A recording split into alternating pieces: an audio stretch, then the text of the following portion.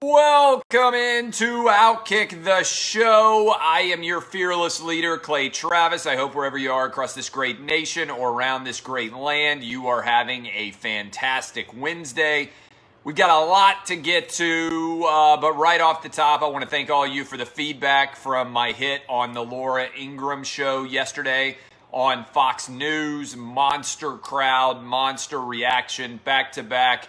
Big show hits for Jason Whitlock and myself. On Monday, he was on Tucker. On Tuesday, I was on Laura Ingraham. I thought it went well. The number of you subscribing for Outkick VIP has absolutely skyrocketed. We're talking about hiring new people even faster than we anticipated. I say it all the time. If you want to join the Outkick revolution, if you want us to get bigger, stronger, and better, then the best thing you can do is go and become an Outkick VIP. It doesn't cost very much money. We got a message board that you're going to love. You get the right to comment on all the articles. You get a VIP call-in number for the radio show. And right now, you also get an autographed copy of my book. And I don't know how many more opportunities to get an autographed copy of my book we're going to have because we're almost sold out. And I just called the publisher and I was like, hey, can I get more copies of my book? And they were like, yeah, we're sold out of your book too. We only have 100 copies left. And so if you want to become an Outkick VIP and get an autographed copy of my book, I'm not sure how much longer we're going to be able to offer that as an incentive if you go sign up today. So for the rest of this week, maybe. After that, I'm not sure we're going to still be able to offer the Outkick VIP some package that includes an autographed copy of my book. Yes, I signed them myself. There are like 1,000 books stacked up in my house right now that people have signed up for the Outkick VIP in the last week or so. I haven't ever seen anything like it, the amount of you signing up. Go sign up today. Go to Outkick.com, click the VIP page, and you will be glad that you did it. All right, so lots to get to there. Also, I want to talk about, as always, the coronavirus and all the fear porn that is out there. Guess what? Yet another start to another week. It's now been 2 weeks since the massive number of new cases started in Florida, and there's been no increase in death at all. Let me repeat that. I can't predict the future, but everybody for 2 weeks now has been saying, oh my God, just wait 2 weeks. That's the Corona Bros' favorite thing to say for several months. Just wait 2 weeks, bro. It has now been 2 weeks since the massive surge in cases began in Florida, and there is no substantial increase in death. In fact, Bloomberg News had one of the all-time great headlines for the Corona Bros to represent the fear porn, the declining death rate. Somebody can get the declining death rate is nothing to celebrate. I think that was the headline. Somebody can quote me exactly. I tweeted it out yesterday. Declining death rate of COVID, nothing to celebrate.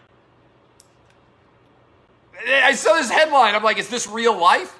You know things are actually going well when now the headlines reflect that you shouldn't be happy that less people are dying.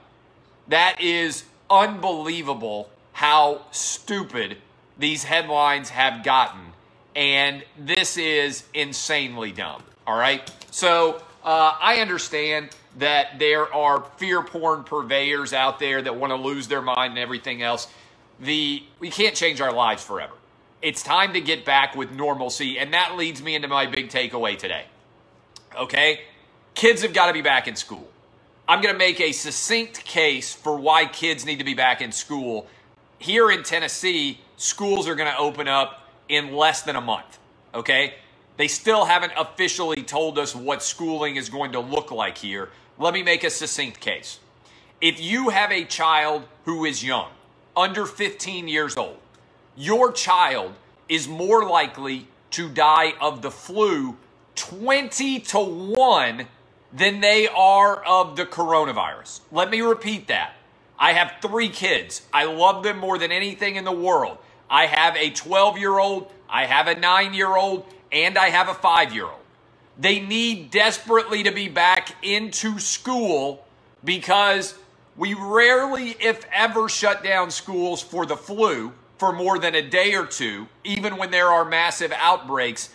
And your kids and my kids are 20 times as likely to die of the flu as they are from the coronavirus. My kids right now are in sports day camps at a private school in Nashville. When I finish this, we are going to go and pick them up. They are in sports camps with tons of other kids playing football, playing basketball, playing baseball, whatever you want to name, a bunch of different sports. It is imperative that kids are back in school in the fall. They have been out, at least mine have, since early March, and you are seeing a more substantial gap between the privileged and the kids that are underprivileged. My kids are going to be fine. They have access to the internet. They have access to parents who are educated. Every kid doesn't have that asset. They have plenty of food. They have plenty of support. They have a healthy and safe place to live. That's not the case for a huge percentage of kids out there. They need school. Underprivileged kids do vastly more than privileged kids do. And if you believe in equality and the importance of everyone being well educated, lots of young kids are never going to catch up if they miss 2 years of school. And it's not the same if you sit in front of a computer, okay? The data also reflects for all the, what if the teachers get sick people? Kids are not primary vectors of spreading this disease. This is important. Kids don't get this disease very often. They also rarely spread it to adults. Most of the time, it's adult to kid inside of homes. So getting kids out of their home actually may very well work in favor of limiting the overall spread of the virus. The decision to shut down schools was not a good one, I don't think, in retrospect, because people made the decision that this was like the 1918 flu and that all different ages were equally susceptible to the virus. That's not true. The reality was kids are much less susceptible to the virus. And so you need them desperately in school, okay? If you are a teacher and you don't want to teach because you're too afraid to do it, good for you. Make your own choice, but you shouldn't get paid. Life requires risk. Teachers have been paid for months now, most of them to not do anything. Everybody else has been taking pay cuts like crazy. Maybe I missed it, but I haven't seen teachers taking pay cuts even though they didn't work for April, May, and June in this country, okay? If you are a teacher and you are afraid of going back to work, then stay home, but you're not going to get paid. That's life. I don't know why politicians can't just come out and say this.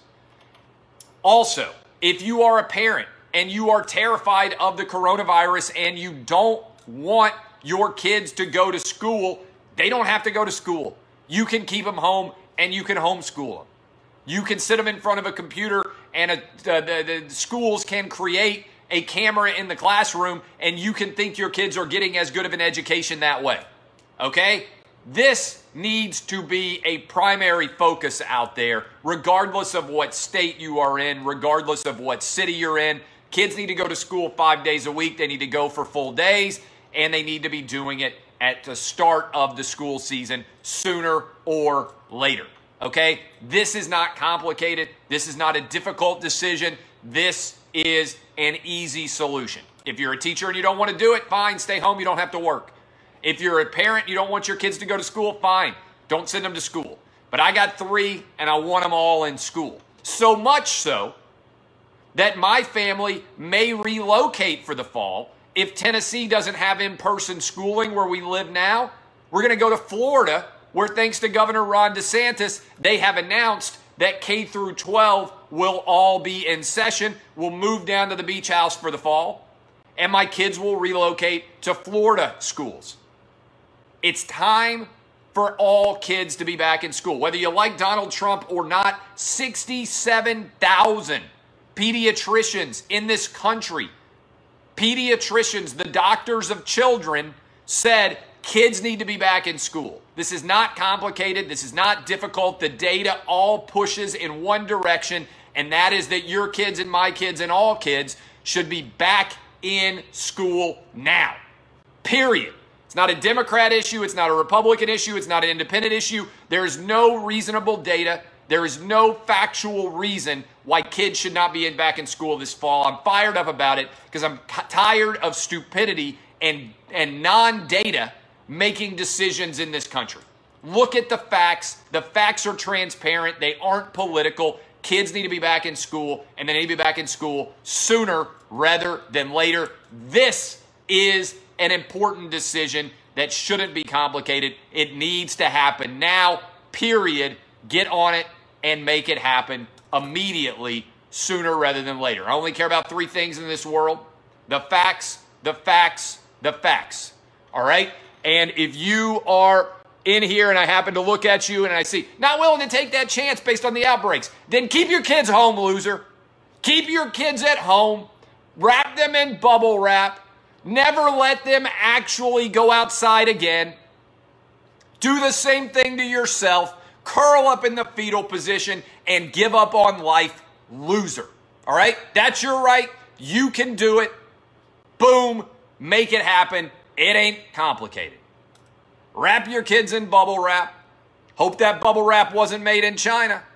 And you, my friend, can give up on ever living a normal life again. Because guess what? The vaccine may not come in here and make any difference at all. You guys have bought into an illusion. We shut down this country to try to avoid overloading hospitals. It never happened. No hospitals got overloaded. You bought into a lie. There was never a decision that we were going to stay at home forever and root for a vaccine that may or may not actually end up ever working. I hope we get a vaccine. I wish we were all immortal. But damn it, it's time to live your life and stop right here and right now, period.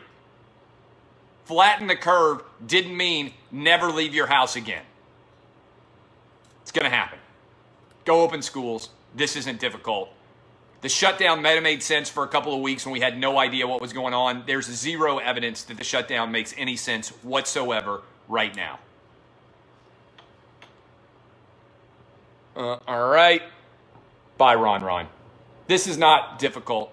Look at the data. You claim to care about science. This is an easy solution. Okay? Boom. This is easy. A couple other different things. I got to tell you this. And it is not difficult, and it is an easy solution. I want everybody to be treated the same.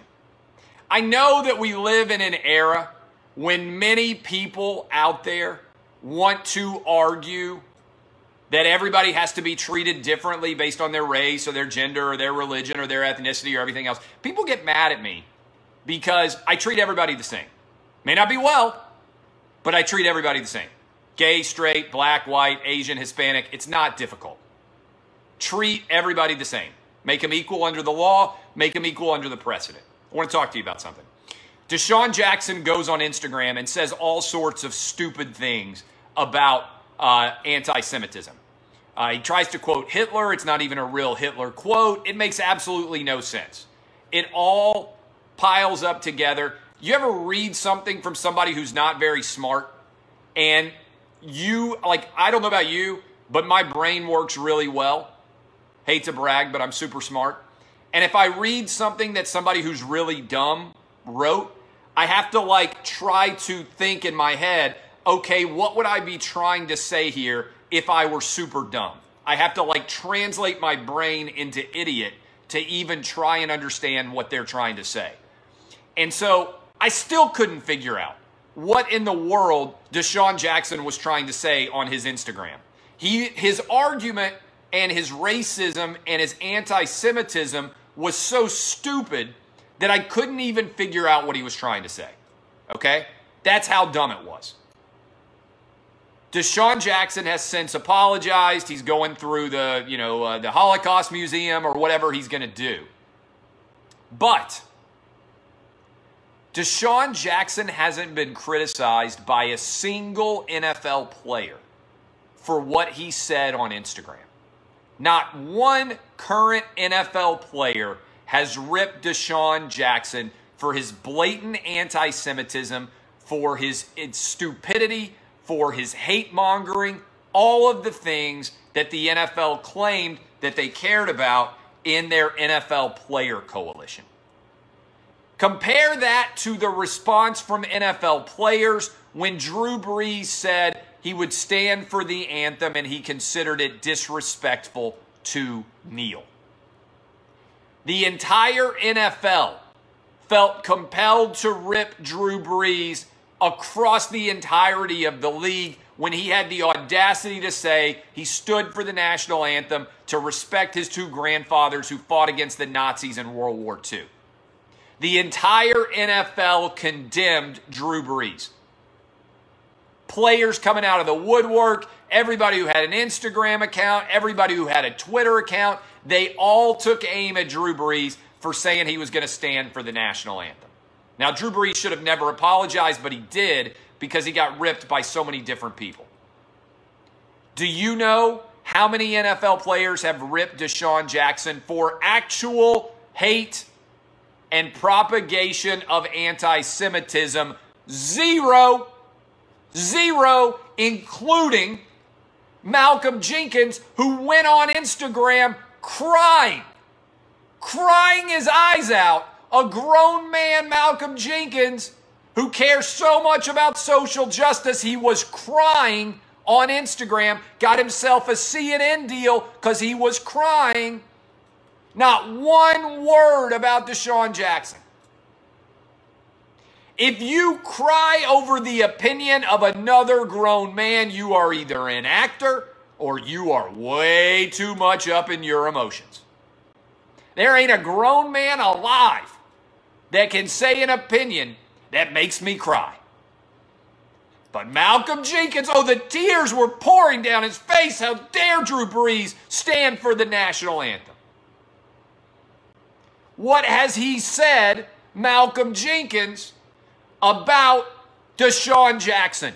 Zero. What has the Players Coalition said about DeSean Jackson? Zero. If you claim that you care about hate and injustice and persecution of minorities in this country, and then you say nothing when anti-Semitism happens, guess what? You aren't telling the truth.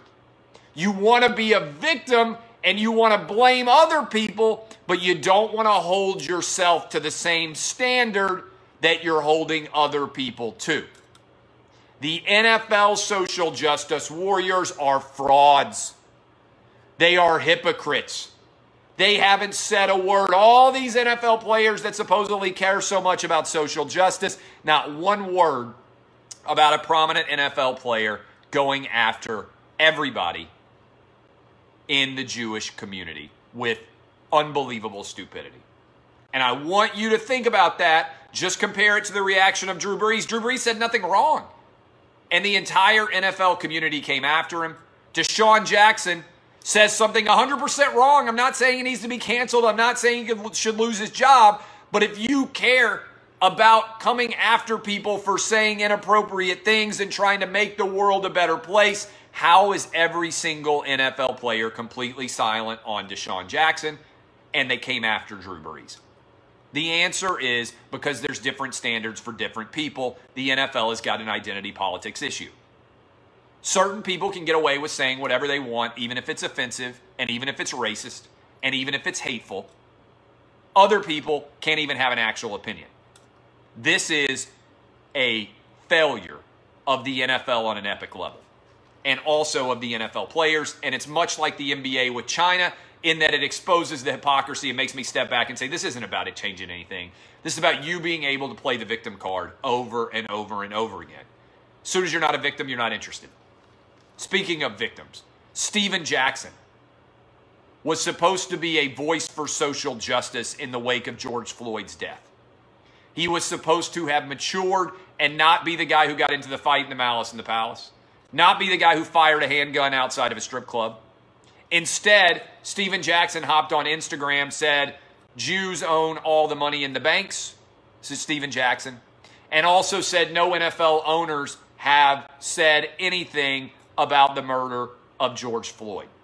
Both of those things, obviously, stupidly not true. Yet, DeSean Jackson continues to endorse the DeSean Jackson statements and said he didn't even say anything wrong at all.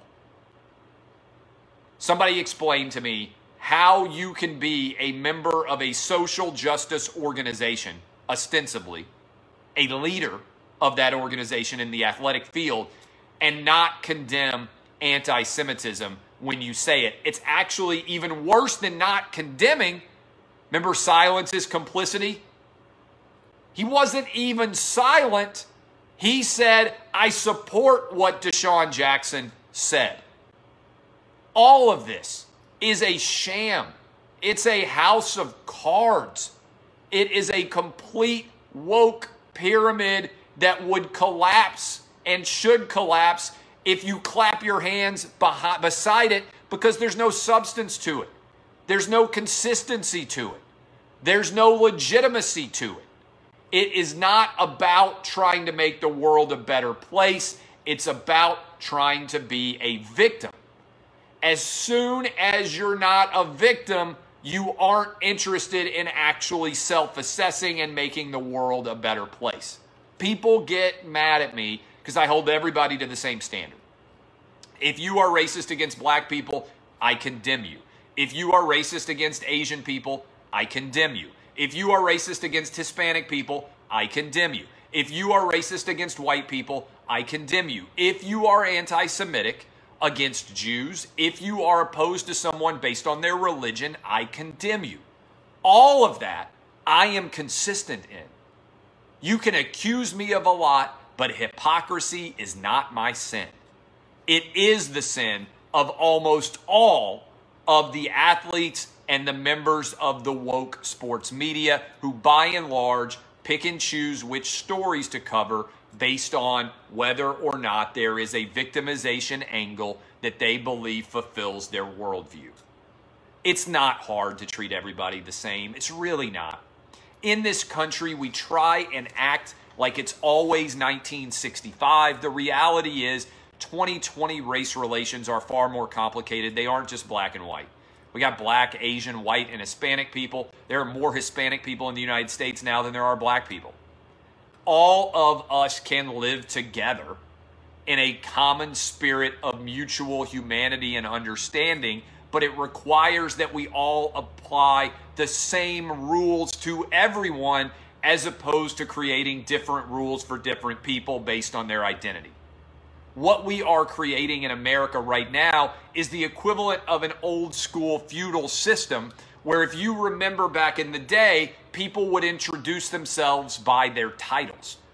In Europe, it was a big deal whether you were a count or a lord or a viscount or whatever you were, and people all say, as the fourth Lord Earl of the Humberlands, Viscount and Count, whatever it is, before they issued their proclamations, it was your titles that gave you legitimacy. How often do you see people now say, as a Hispanic, transgender, feminist, I believe? I don't care about anything what your identity is. I care whether there are facts that support your opinions and you can make good arguments or cases for what you believe in. Standing up and announcing what your identity is before you give me your opinion doesn't in any way impact what I think of your opinion. Period. All right? So this is not in any way a difficult situation. All right. Back to Corona. Jimmie Johnson tested positive and now he's already back. This is a big story. We are overrating what's going to happen for athletes when they actually test positive for the coronavirus. They can be back in less than a week.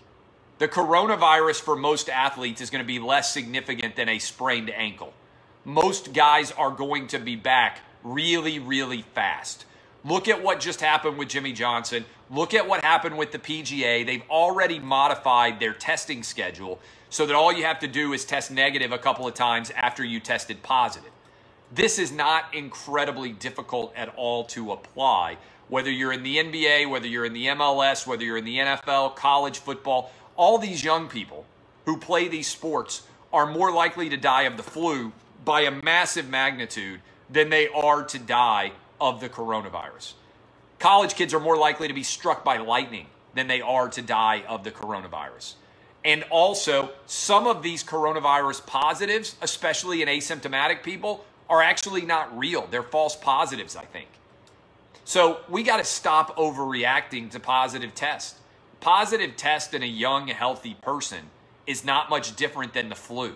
It's a lot less than the flu for many people. It basically feels like a cold, or they don't ever have any sort of significance associated with it in a large context.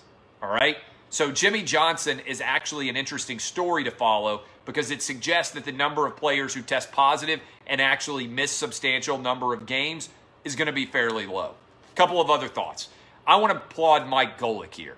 I don't know if you saw this. I talked about it yesterday on the show. ESPN has replaced Mike Golic and Trey Wingo in the mornings with 3 new guys. We are dominating. I appreciate all of you for subscribing to the Outkick podcast, for listening to us on Sirius XM channel 83. All 50 states we're on. We are dominating. So ESPN is changing again to try to compete with me, and they are replacing Mike Golic and Trey Wingo. And I just want to give a shout out to Mike Golic. I don't know him personally, but I have been doing morning radio for 5 years now. I've been getting up at 4:30 in the morning at the latest. I've been sitting down and doing 3 hours of radio for 5 years. There aren't very many people who can do solo radio for 5 years that early in the morning and do it well in all of sports. Okay? Mike Golic did it for 20 years. We were on opposite stations. I have never met him, but I don't know that anybody else is going to last 20 years in sports media in my lifetime in the mornings. Maybe it'll be me. I'm the only person that has a real shot at it right now, and that might take 15 more years of me doing it, and I don't think that's very likely. But the number of people that are going to last 20 years is going to be very small. And the number of people who can do what he did for 20 years and do it well, even though he's on an opposing station, and even though we were on at the same time going head-to-head, he deserves a tremendous amount of commendation for what he did over all those years. I give him credit and give him a lot of props for doing it well for 20 years like he did as a part of Mike and Mike, and then as a part of Golic and Wingo. It's not easy to do. My job is a challenge, and he deserves a lot of credit for doing it well. So, MLS. MLS is back today. MLS is back, and I am here to tell you that everything about the MLS coming back is good for sports. All right? MLS, I'm not a soccer guy. If you heard the radio program this morning, we tried to play Can You Name an MLS Player? And most of us could not name a single MLS player. But I do salute them for being the first league back. They are playing tonight. And I want to remind you how great sports are going to be over the next couple of weeks. Major League Baseball is going to be back. The NBA is going to be back. The NHL is going to be back. By August the 1st, every sport basically out there will be rolling in some form or fashion. NFL players should be in training camp. I believe we're going to have a college football season. All of that is headed this direction. And so I told you a while ago, optimists win. There are a lot of people out there, the Corona bros, the fear porn purveyors, that always want to share with you the worst thing that's going on in the world. They want to spread fear. They want to spread doom and gloom. Look at human history. Optimists win. Time after time after time. It happens every single part of the human calendar. May not happen for a week. May not happen for a day. May not happen for a month. May not even happen for a few years. But over time, the arc of human justice bends towards righteousness. And that is what is happening with the coronavirus. That will eventually be what happens with all of the craziness that is going on in this country. I believe in America. I believe ultimately we will get it right.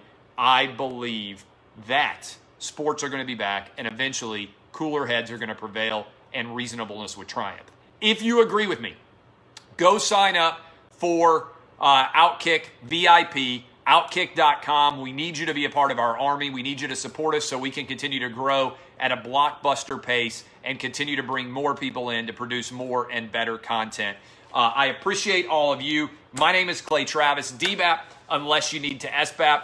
Kisses for everyone out there. I'll be live tomorrow, as always, 6 to 9 a.m. Eastern, Channel 83 on Sirius. Download the podcast. Search out Outkick. Right now, we're the #3 podcast in all of sports. Lock It In is going to be back sooner rather than later. I can't tell you the return date, but I can tell you that we'll be back sooner rather than later. So your boy will be back on television here sooner rather than later with Lock It In. I can't wait for us to be officially back. It's going to be a lot of fun.